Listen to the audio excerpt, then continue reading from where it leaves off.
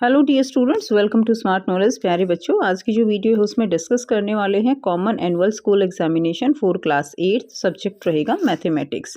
Time allowed 2.5 घंटे और maximum marks 60। So English medium में ऑलरेडी पेपर को डिस्कस किया जा चुका है। इस वीडियो में हम इसको हिंदी मीडियम में डिस्कस करने वाले हैं। सबसे पहले आपको यहाँ पर सामान्य निर्देश दिए गए हैं, ठीक है, जिनको आप पढ़ सकते हो। So now let's start. खंड क दिया गया है, इसमें आपको 1 से 12 तक बहुविकल्पीय प्रश्न रहेंगे, जिनमें प्रत्येक प्रश्न 1 अंक का है और विकल्प आपको सही जो है चुनना है। यदि 2/3 x + 1 बराबर है 7/3, तो x का मान आपको यहाँ से निकालना है। तो देखिए 2/3 x बराबर है 7/3, तो 1 को इधर लेकर आइए तो ये माइनस का हो जाएगा, ठीक है। यहाँ से फिर इसको कैसे सॉल्व कर लेंगे, बहुत सिंपल है। 2/3 x, यहाँ से 3 क्या आ जाएगा, एलसीएम आ जाएगा, तो 7 - 3 एकम 3, तो क्या आ जाएगा, 4 आ जाएगा।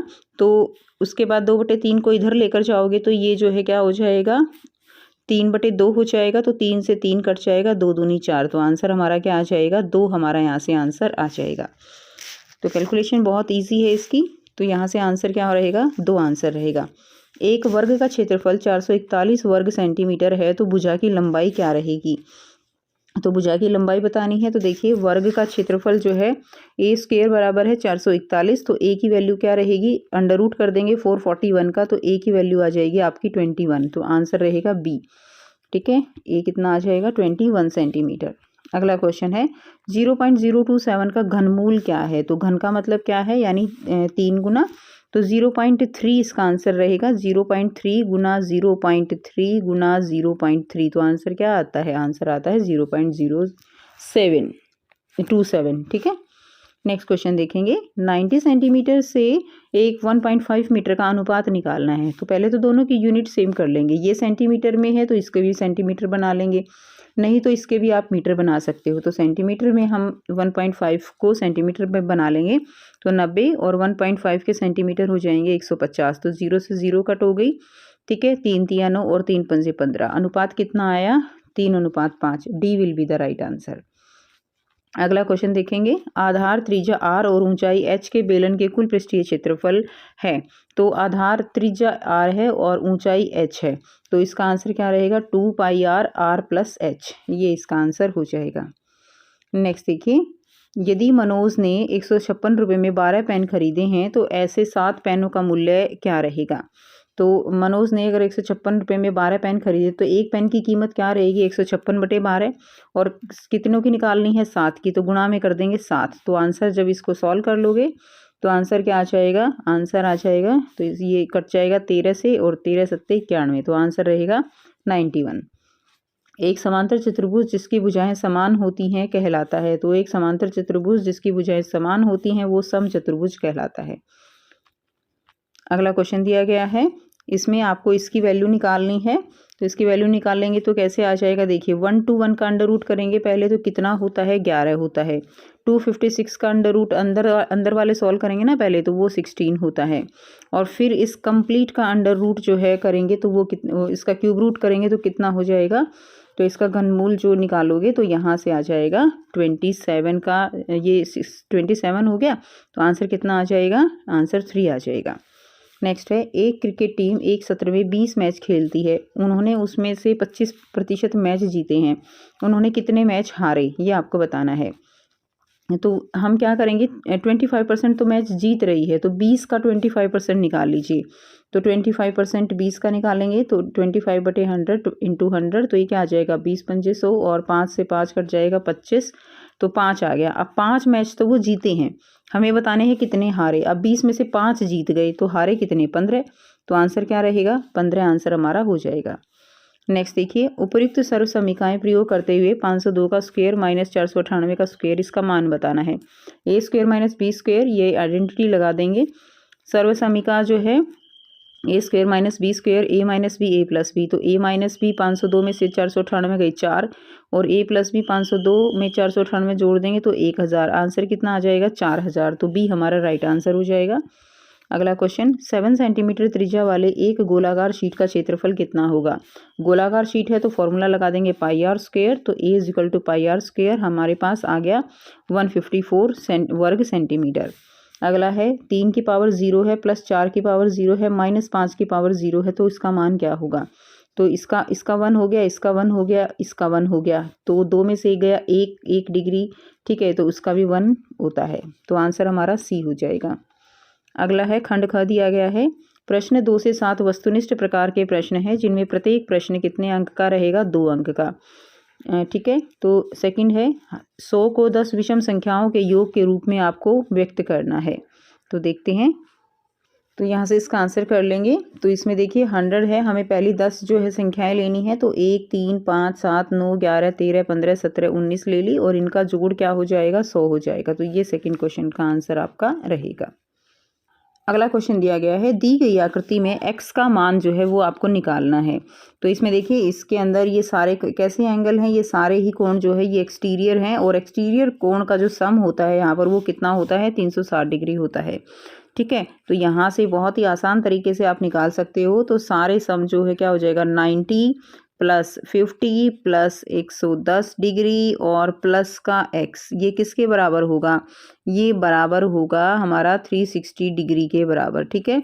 इनको सबको जोड़ दीजिए, कितना आ गया यहाँ पे? 250, 250 plus x is equal to 360, ठीक है। x की वैल्यू निकाल दीजिए, 360 में से 250 घटा दीजिए, आंसर आ जाएगा x की वैल्यू कितनी आएगी? 110 डिग्री। ये x की वैल्यू आ जाएगी 110 डिग्री, ठीक है। ये हमारा हो गया आंसर, ठीक है। इसमें आप लिख सकते हो कि जो बाहरी कोण है उनका जोड़ कितना होता है? उनका जोड़ 360 डिग्री होता है। ये एक लाइन और इसमें ऐड कर दीजिएगा। चलिए नेक्स्ट क्वेश्चन देख लेते हैं। तो यहाँ से आप इसको सॉल्व कर लेंगे। नेक्स्ट है क्वेश्चन नंबर 4 दिया गया है, दिए गए पाइथागोरस त्रिक में x का मान आपको ज्ञात करना है। तो बहुत ही सिंपल है, इसमें यहाँ से आंसर करेंगे। तो ये पाइथागोरस का त्रिक जो है दिया गया है, इसमें हमें इस x का मान निकालना है, तो हमने ये लगा दिया, ठीक है। x + 1 का square is equal to 6 square plus 8 square, तो x + 1 का square is equal to 10 square. 10 square कैसे आया? देखिए बहुत सिंपल है, 6 को 6 से मल्टीप्लाई करो, कितना आ जाएगा? 36। 8 को 8 कितना आ गया?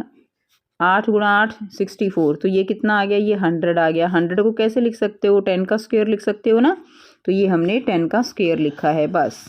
उसके बाद हमने इसमें क्या किया? यहाँ से स्क्वायर स्क्वायर हट गया। उसके बाद x + 1 की वैल्यू क्या आ गई? 10 आ गई। और x की वैल्यू कैसे निकाल देंगे? बहुत सिंपल है, x की वैल्यू x बराबर है 10 - 1, 1 इधर आ जाएगा, तो कितना आ गया? x की वैल्यू आ गई 9, ठीक है। नेक्स्ट क्वेश्चन देखिए, अथवा में दिया गया है, आपको इसका जो है मान निकालना है। तो ये भी बहुत सिंपल है, पहले इसका अंडर रूट इसका वर्गमूल कर दीजिए, ठीक है। उसके बाद उसको इसमें जोड़ दीजिए, फिर उन दोनों का कर दीजिए और फिर उसको इसमें जोड़ दीजिए और फिर उसका निकाल दीजिए। देखते हैं आंसर। अब यहाँ पे इसको हम सॉल्व करेंगे, तो 225 का अंडर रूट क्या हो जाएगा? ये हो जाएगा 15, ठीक है। 15 को 154 में जोड़ दिया तो कितना आ गया? 169। फिर 169 का निकाल दिया तो आ गया 13। 13 को जोड़ दिया 108 में, 108 में जोड़ने के बाद ये आ गया 121 और इसका क्या आ जाएगा? 11। तो आंसर हमारा कितना आ गया? यहाँ से 11, ठीक है। तो आई होप आपको बिल्कुल अच्छे से क्लियर है ये। नेक्स्ट देखिए, अगला क्वेश्चन है, x के लिए हल करना है। तो 1/4x - 3 इज इक्वल टू 7। तो बहुत ही सिंपल है ये, तो 1/4x इज इक्वल टू 7 में से ये 3 माइनस का है, तो ये इधर आके किसका हो जाएगा? 7, ये प्लस का हो जाएगा, तो कितना आ गया? 10। तो 1/4x is equal to 10। x की वैल्यू निकालनी है, तो 4 उधर जाके किस में चला जाएगा? मल्टीप्लिकेशन में, गुणा हो जाएगा, तो कितना आ गया? x की वैल्यू आ गई 40, ठीक है। तो इसको जो है आप इस तरह से कीजिएगा, x is equal to 40। Next देखिए, वह सबसे छोटी संख्या ज्ञात कीजिए जिसमें 256 को गुणा करने पर एक पूर्ण घन प्राप्त हो जाए। तो ये आपको बताना है, 256 को गुणा करने पर पूर्ण घन आपको प्राप्त होना चाहिए। देखते हैं आंसर। तो यहाँ से करेंगे 256 के हम इस तरह से गुणनखंड बना लेंगे। 2 से ये आ जाएगा 128, फिर 64, फिर 32, ठीक है। उसके बाद आ जाएगा 16, देन 8, देन 4, फिर 2। तो हमने देखा यहाँ पे, हमने जब इनको पेयरिंग की इनकी, तो 3 ये हो गए, ठीक है, 3 ये हो गए और यहाँ पे 3 नहीं बने। किसकी कमी रह गई, 1 2 की कमी रह गई। अब जिसकी कमी रहती है उसी से अगर गुणा कर दिया जाए तो ये क्या हो जाएगा, ये पूर्ण घन बन जाएगा। इसीलिए क्या करेंगे हम, 2 से गुणा करेंगे। ये आंसर आप लिख देंगे, क्या करेंगे, 2 से गुणा करेंगे। नेक्स्ट क्वेश्चन देखिए, अगला प्रश्न है, दक्ष ने 6% हानि उठाकर मेज़ को ₹987 में बेचा। मेज़ का क्रय मूल्य आपको निकालना है। तो ये क्या है, ये विक्रय मूल्य है। अब जो 6% की हानि हुई वो किस पे हुई है, वो क्रय मूल्य पे हुई है। ठीक है, हानि लाभ हमेशा किस पे होता है, क्रय मूल्य पे। तो बहुत सिंपल सा यहाँ पर हम क्या लगा देंगे, फॉर्मूला लगा देंगे। तो देखिए ये इस तरह से आंसर कर लेंगे। 987 क्या है, विक्रय मूल्य है, जो कि किसके बराबर होगा, क्रय मूल्य। ठीक है, हमने क्या किया है यहाँ पे, देखिए क्रय मूल्य हानि होती है ना, तो क्या करेंगे, क्रय मूल्य में से हम क्या घटाते हैं, हानि जो है वो घटा देते हैं। और हानि कितने जो किस पे होती है, वो क्रय मूल्य पे ही होती है। तो इसीलिए हमने क्या किया, यहाँ पे क्रय मूल्य को बाहर कॉमन निकाल लिया। कॉमन निकाला तो यहाँ पे 1 हो जाएगा और हानि जो है वो बच जाएगी।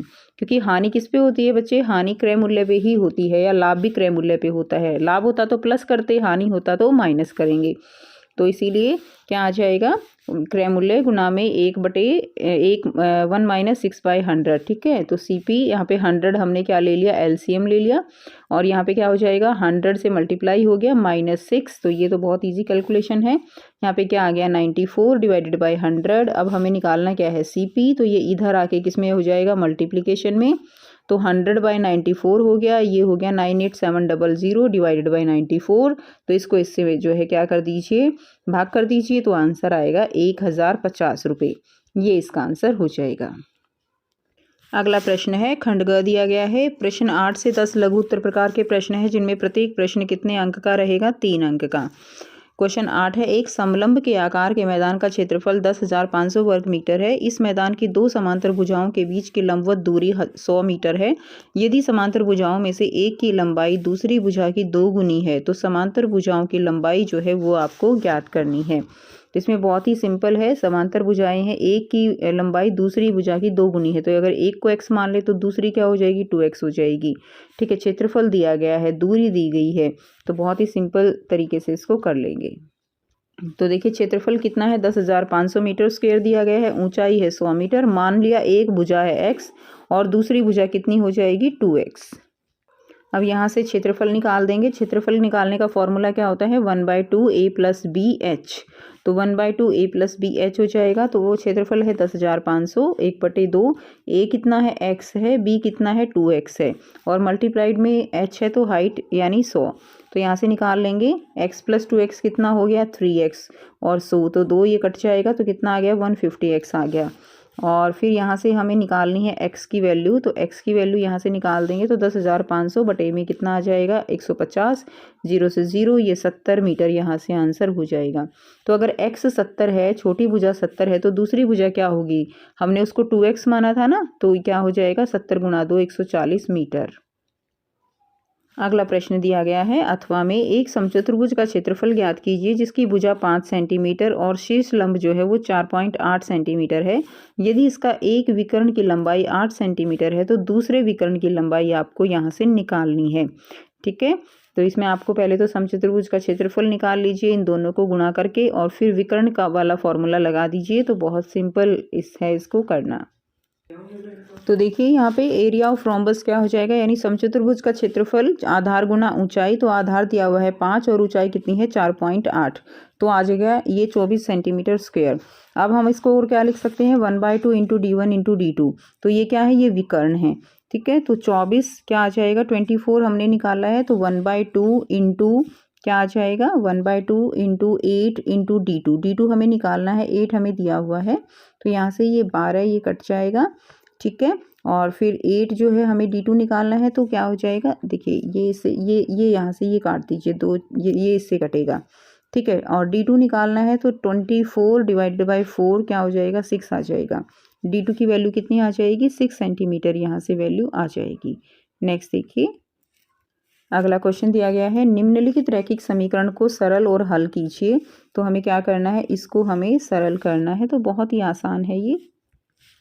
तो यहाँ से इसको सॉल्व करेंगे तो देखिए क्या दिया गया है, 2y - 3 divided by 4 - 3y - 5 by 2 and y + 3/4। तो हमने यहाँ पे क्या किया, हमने इनका ले लिया एलसीएम, 4 और 2 का एलसीएम लिया 4 और इसका एलसीएम लिया 4। अब हमने क्या किया, यहाँ से 4 एलसीएम है तो 2y - 3 एज इट इज़ आ गया, 2 है 2 2 ज़ा 4 तो इसको मल्टीप्लाई करेंगे ऊपर तो माइनस, और ये जो है हमने पूरी को इसको 2 से मल्टीप्लाई कर दिया। यहाँ पे 4 एलसीएम लिया तो आ जाएगा 4y + 3, ठीक है। अब हमने क्या किया, इसको ब्रैकेट को ओपन कर लिया, 2y - 3 -3 2 जा कितना हो गया 6y एंड -2 एंड -5 हो गया +10, मल्टीप्लाई कर दिया 5 2 ज़ा 10 तो 4y + 3। तो यहाँ से ये जो है हो जाएगा कट। उसके बाद देखिए 2y - 3 -6 +10 4y + 3।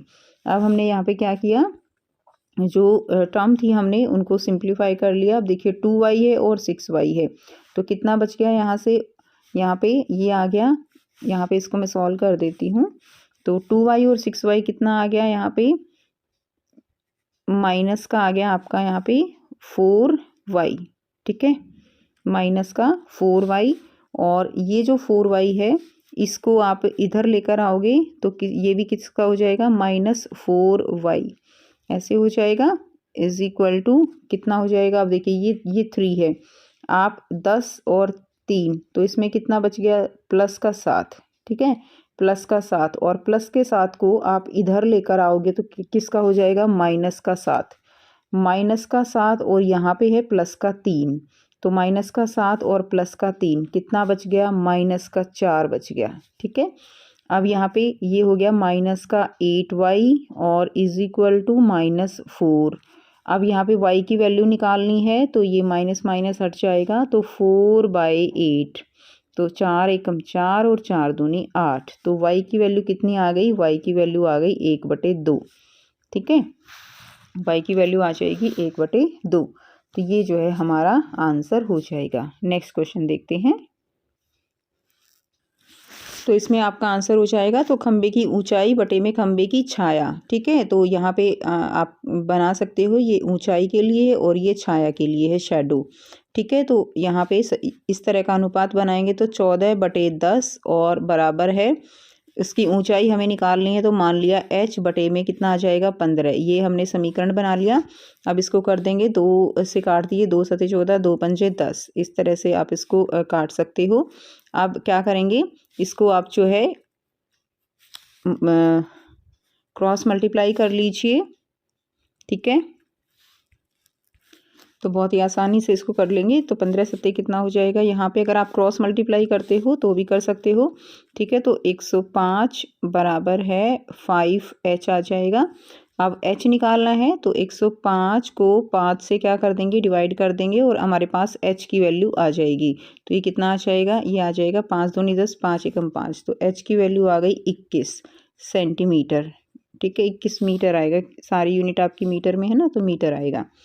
तो ये हमारा आंसर हो जाएगा 21 मीटर, यहाँ से आंसर हो जाएगा। नेक्स्ट देखिए, अगला क्वेश्चन दिया गया है तो इसको आप अच्छे से समझ लेंगे। नेक्स्ट है क्वेश्चन नंबर, खंड घ दिया गया है, क्वेश्चन नंबर 11, 11 से 13 दीर्घ उत्तर प्रकार के प्रश्न हैं जिनमें प्रत्येक प्रश्न आपका 5 अंक का है।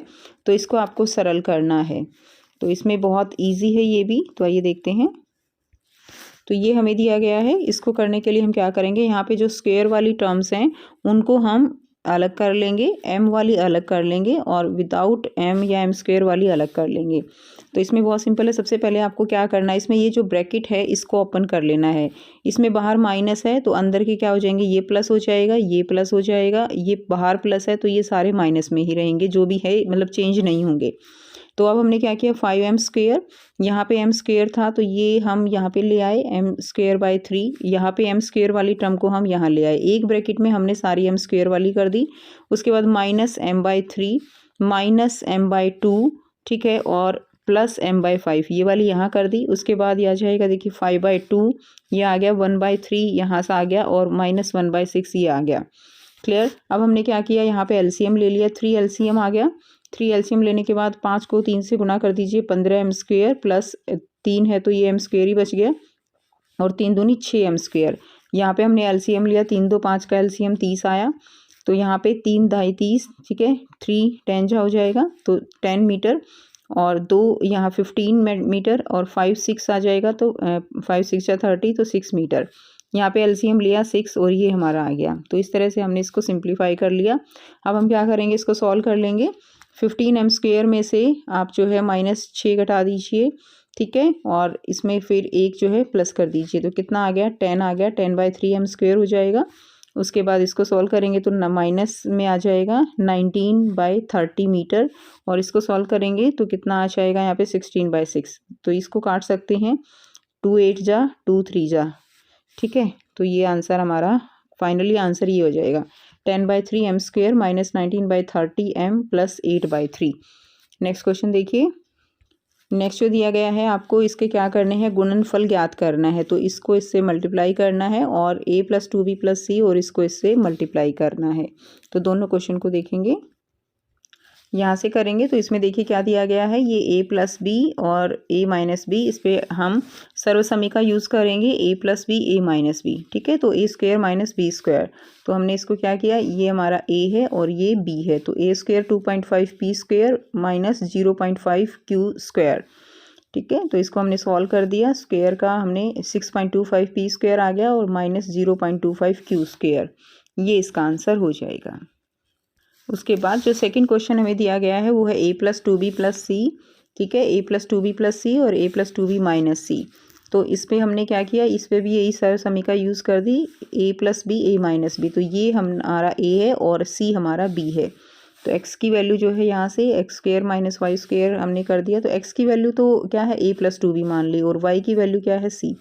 तो ये सर्वसमीका यूज़ कर दी, x² - y², तो x² - y²।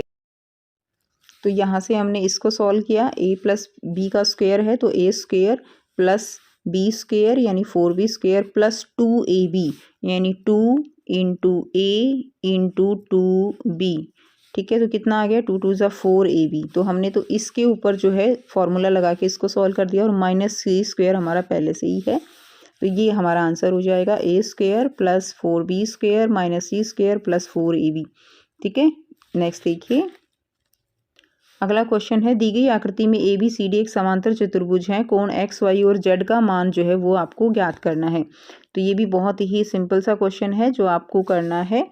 इसमें देखिए यहाँ पे ये हमें दिया गया है, इसमें हमें इसकी वैल्यू बतानी है, इस वाई की वैल्यू बतानी है और इस जेड की वैल्यू बतानी है। सबसे पहले अगर हम देखें तो आप यहाँ से इसको कर लेंगे। ये देखिए ये क्या है, ये एक ट्राइंगल बन गया। तो ट्राइंगल में ये एंगल कितना है, 90 डिग्री। तो अगर हम देखें तो एक्स इसके अंदर ये x + 40 और प्लस जो है 90, तो इन तीनों का सम कितना होगा, 180। तो हमने इसको क्या कर दिया, 40 + x + 90 180, ठीक है। तो x की वैल्यू यहाँ से निकाल लेंगे 90, सो 130 कितना बच गया, 50 बच गया। तो x की वैल्यू कितनी आ गई, 50 आ गई। अब यहाँ पे ये क्या है, एक समांतर चतुर्भुज है, तो एंगल b और एंगल ये d यानी z और x हमारा क्या होगा, बराबर होगा। तो अगर x जो है 50 है तो ये z भी कितना होगा, 50 डिग्री होगा। अब हमें निकालना है y। अब y को अगर हम देखें तो ये एक समांतर चतुर्भुज है, इसके अंदर देखिए ये जो दोनों एंगल हैं, ये वाला एंगल और ये वाला एंगल, ठीक है, ये दोनों बराबर होंगे। तो ये कितने डिग्री का है, 90 डिग्री का। तो ये भी पूरा एंगल कितने डिग्री का होना चाहिए, 90 का होना चाहिए, ठीक है। लेकिन हमें यहाँ पर y नहीं पता, तो हमें इस एंगल को निकाल लेना है। हम इस एंगल को मान के चल रहे हैं कि ये एंगल क्या है, a है। अब अगर हम ध्यान से देखें तो ये देखिए ये हमारे पास यहाँ से भी एक ट्राइंगल बन रही है। ट्राइंगल में z की वैल्यू कितनी है, 50 डिग्री है। ये वाली एंगल कितना हो गया, 90 डिग्री, ठीक है, क्योंकि ये इधर 90 है तो इधर 90 बच गया, तो ये 90 हो गया।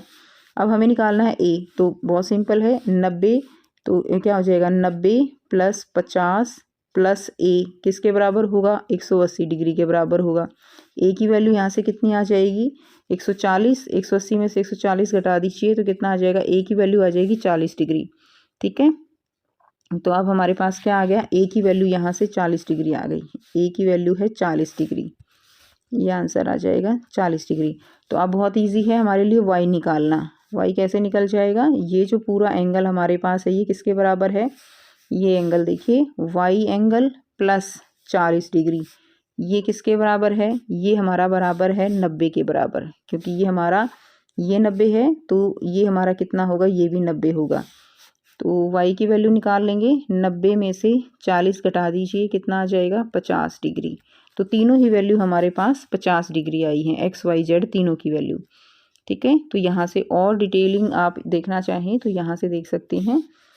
पहले हमने x निकाला 180 के बराबर रख के, फिर z भी उतना ही था, क्योंकि जो समांतर चतुर्भुज है तो उसमें विपरीत कोण एक दूसरे के बराबर होंगे। उसके बाद ये यहाँ से आप देख सकते हो। ठीक है, तो y की वैल्यू भी कितनी आ गई 50 डिग्री। अगला प्रश्न है 13, गुणनखंड करने हैं आपको c² - 4c - 12 के। तो आपको कुछ ऐसे दो नंबर ढूंढने हैं जिनका गुणा करें तो 12 आए और जो है उनको जमा करें तो -4 आए। इसी तरह v की पावर 4 है, -256 है, इनके गुणनखंड आपको करने हैं। तो यहाँ से इसका आंसर कर लेंगे, c² - 4c - 12 इसके करने हैं। तो हमें कौन से नंबर चाहिए जिनकी गुना तो -12 आए और सम -4 आए। तो ऐसे दो हमने ढूंढने हैं। तो ऐसे ये कौन से हो जाएंगे, -6 और +2। ठीक है, तो -6 में अगर हम जोड़ते हैं तो -4 आएगा और गुणा करते हैं तो -12 आएगा। यही हमें चाहिए था। तो अब यहाँ से हमने इसके गुणन ये फैक्टर बना दिए हैं। तो क्या आ जाएगा c, ठीक है, c² - 6c + 2c - 12 ये आ जाएगा। और उसके बाद देखिए यहाँ से c हमने कॉमन निकाल लिया तो क्या बच गया c - 6, और यहाँ से 2 कॉमन निकाल लिया तो c - 6। तो हमारे फैक्टर क्या बन गए, c + 2 और c - 6, ये दोनों ही हमारे क्या बन गए, फैक्टर बन गए। तो ये आंसर हो जाएगा। नेक्स्ट देखिए, अगला क्वेश्चन है v की पावर 4 है -256। इसका हम क्या करेंगे, इसका भी हमने ये सर्व समीकरण प्रयोग करेंगे। a² - b² = a - b a + b। तो यहाँ से a² क्या है हमारे पास, v का स्क्वायर लिख सकते हैं हम v की पावर 4 को, और 256 को हम 16 का स्क्वायर लिख सकते हैं। इस पे सर्व समीकरण लगा दीजिए, v + 6 a - b और a + b। तो ये आ जाएगा a - b, v² - 16² and v² + 16। ठीक है, ये आ जाएगा।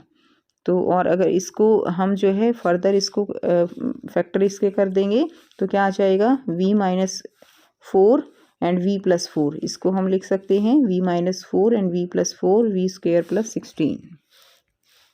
उसके बाद अथवा में दिया गया है, इसमें देखिए निर्देशानुसार भाग दीजिए। तो इसको हमें इससे भाग देना है। ठीक है, इसको हमें इससे भाग देना है। तो हम इसमें वो भी बहुत सिंपल सा करेंगे, इसको हम सर्व समीकरण से सरल कर लेंगे और इसमें भी सर्व समीकरण लगा देंगे। ठीक है, देखिए तो हमें इसको इससे भाग करना है। तो हमने y² - 16 पे सर्व समीकरण लगाई, y - 4 एंड y + 4। बिल्कुल आसान से लगा सकते हैं हम। ठीक है, a² - b², तो a + b और a - b, क्योंकि 16 को हम क्या लिख सकते हैं, 4 का स्क्वायर लिख सकते हैं। इसी तरह y² - y - 12 इसके फैक्टर कर लीजिए। तो ये आ जाएगा, इस पे सर्व समीकरण हमने लगा दी। तो ये आ जाएगा y - 4 और y + 3। ये जैसे हमने अभी पीछे किया है बिल्कुल उसी तरह से ये हमने कर दिया। तो वैल्यू पुट कर दीजिए, ये दोनों वैल्यू यहाँ पे पुट कर देंगे। तो क्या आ जाएगा, ये देखिए ये जो है ये आ जाएगा। ठीक है, ये आ गया। हमने बस उस सर्व समीकरण यूज़ करके, तो y - 4 इससे इसको काट दीजिए, इससे इसको काट दीजिए, ये आ जाएगा। 5 से इसको काट दीजिए, 5 × 15, तो ये जो है कट जाएगा। तो आंसर आ जाएगा 3y + 4, ये हमारा आंसर हो जाएगा। नेक्स्ट देखिए, अगला क्वेश्चन है खंडड़ है। प्रश्न 14 से 16 तक स्रोत आधारित जो है प्रश्न रहेंगे। इनमें प्रत्येक प्रश्न 4 अंक का है। राधिका की पूरे दिन की दिनचर्या नीचे दी गई सारणी में दी गई है। तो जो दिनचर्या दी गई है उसको देखेंगे। विद्यालय में वो 6 घंटे बिता रही है। ठीक है, और टीवी देखने में 2 घंटे, गृह कार्य में 1.5, खेलना 2.5 घंटे, सोना 8 घंटे और अन्य गतिविधियां 4 घंटे। अब इसके आधार पर हमें प्रश्नों के उत्तर करने हैं। तो विद्यालय में बिताए गए घंटों की संख्या और टीवी देखने के लिए बिताए गए घंटों की संख्या का अनुपात बताना है। विद्यालय और टीवी, तो विद्यालय में कितने बिता रही है, 6, टीवी में कितने बिता रही है, 2, तो ये कट जाएगा। ये रेशो बतानी है, तो 2 × 6 और 2 × 2, तो इसका कितना आ गया रेशो, पहले का आंसर आ गया 3:1। ठीक है, दूसरा क्वेश्चन देखेंगे, बस यही आंसर बेटा इसका। उसके बाद अगला है, गृह कार्य करने में बिताए गए घंटों की संख्या और अन्य क्रियाकलापों में घंटों की संख्या का अनुपात निकालना है। तो गृह कार्य और अन्य, तो गृह कार्य में कितना बिता रही है, 1.5 और अन्य में 4। इसको सिंप्लीफाई करने के लिए 2 से इसको गुणा कर दीजिए, 2 से इसको भाग कर दीजिए। ये आ जाएगा 3/8। तो आंसर कितना आ गया 3:8। ये हमारा आंसर हो जाएगा। नेक्स्ट देखिए तीसरा क्वेश्चन देख लेते हैं। गृह कार्य करने में बिताए गए घंटों का पूरे दिन से प्रतिशत ज्ञात कीजिए। गृह कार्य करने में बिताए गए घंटों का पूरा दिन, तो गृह कार्य करने में कितना बिता रही है 1.5 और पूरे दिन में कितने घंटे हैं 24। ठीक है, और उसका प्रतिशत निकालना है तो गुणा में 100 कर दीजिए, आंसर आ जाएगा। ठीक है, नेक्स्ट देखिए। ठीक है, तो यहाँ से आप इसको लिख भी सकते हो। थर्ड का 1.5 डिवाइडेड बाई 24 मल्टीप्लाइड बाई कितना आ जाएगा 100, तो आंसर आ जाएगा 6.25%। ये यहाँ से आंसर हो जाएगा। उसके बाद एक ग्रह सोने में बिताए गए घंटों का पूरे दिन से प्रतिशत। सोने में बिताए गए घंटे कितने हैं 8, पूरे दिन में कितने हैं 24, मल्टीप्लाई कर देंगे 100 से। ठीक है, तो ये आ जाएगा 8 या 24, 100/3 आ गया। तो 100/3 का जब हम सॉल्व करते हैं तो आ जाता है 33.33%। ये इस क्वेश्चन का आंसर हो जाएगा, ये इस क्वेश्चन का आंसर हो जाएगा। नेक्स्ट क्वेश्चन देखते हैं। अगला दिया गया है, तेल को एक बेलनाकार टैंक के साथ विशेष प्रकार के ट्रक के माध्यम से ले जाया जाता है, जैसा कि नीचे चित्र में दिखाया गया है। बेलनाकार टैंक की त्रिज्या और ऊंचाई, त्रिज्या है 7 और ऊंचाई है 15। तो इसके आधार पर बेलनाकार टैंक की त्रिज्या और ऊंचाई का योग आपको बताना है। तो 15 और 7 कितना हो गया, 15 और 7 योग बताना है तो कितना हो गया 22। ठीक है, बेलनाकार टैंक का वक्र पृष्ठीय क्षेत्रफल निकालना है, आयतन निकालना है और कुल पृष्ठीय क्षेत्रफल। देखिए वक्र पृष्ठीय, आयतन और कुल पृष्ठीय, तो बिल्कुल डायरेक्ट जो है फॉर्मूला लगेगा और आंसर आ जाएगा। तो देखिए ये इस प्रश्न का उत्तर रहेगा रेडियस प्लस हाइट जो है, यानी त्रिज्या और हाइट कितनी हो जाएगी 22। अब इसका वक्र पृष्ठीय क्षेत्रफल निकालेंगे, फॉर्मूला 2πr/h। तो 2 गुणा में पाई कितना है 22/7 गुणा में r कितना है 7 और हाइट कितनी है 15। तो 7 से 7 कट जाएगा, इसको आप इससे गुणा कर देंगे तो आंसर आ जाएगा 660 सेंटीमीटर स्क्वेयर। उसके बाद वॉल्यूम निकालना है, आयतन। वॉल्यूम क्या होता है आयतन। ठीक है, हिंदी में लिख लीजिए बेटा आयतन। तो आयतन हो जाएगा πr²h। पाई कितनी है 22/7, r कितनी है 7 गुणा में 7 गुणा में 15। ठीक है, तो 7 से 7 गया, इसको इससे गुणा कर दीजिए, आंसर आ जाएगा आपका यहाँ से 1650 सेंटीमीटर क्यूब। ये आंसर आ जाएगा। अगला क्वेश्चन देखते हैं। और में दिया गया है, फिर कुल पृष्ठीय क्षेत्रफल निकालना है। तो कुल पृष्ठीय का फॉर्मूला होता है 2πr/r+h। कुछ नहीं करना, फॉर्मूले लगाते जाइए। 22/7 गुणा में 7 गुणा में 15 और 7 कितने हो गए 22। 7 से 7 काट दीजिए, 22 को 22 से और फिर उसको 2 से गुणा कर दीजिए, आंसर आ जाएगा 968 सेंटीमीटर स्क्वेयर। ठीक है, तो ये आंसर हो जाएगा। नेक्स्ट क्वेश्चन देखते हैं। अगला क्वेश्चन है, निम्न आलेख एक निर्माता कंपनी की विभिन्न वर्षों में की गई बिक्री को दर्शाता है। तो ये दिखाता है।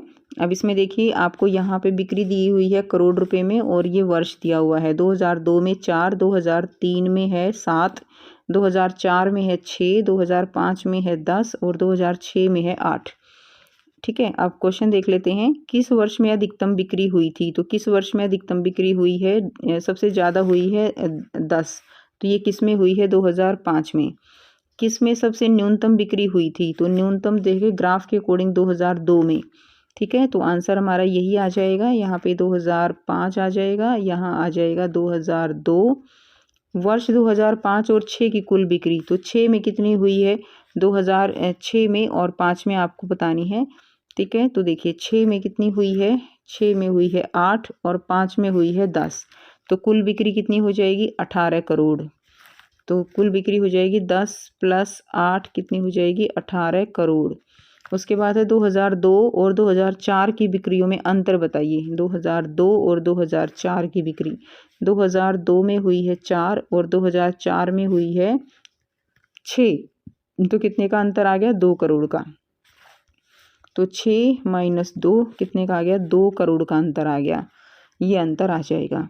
क्लियर। तो ये था कंप्लीट पेपर। आई होप सारे क्वेश्चंस बच्चे आपको क्लियर हैं। फिर भी कोई डाउट लगे तो आप पूछ सकते हो। वीडियो अच्छी लगे तो वीडियो को ज़रूर लाइक कीजिएगा, शेयर कीजिएगा, चैनल को कीजिएगा सब्सक्राइब। ठीक है, मिलते हैं आपसे नेक्स्ट वीडियो में। Till then take care, bye bye.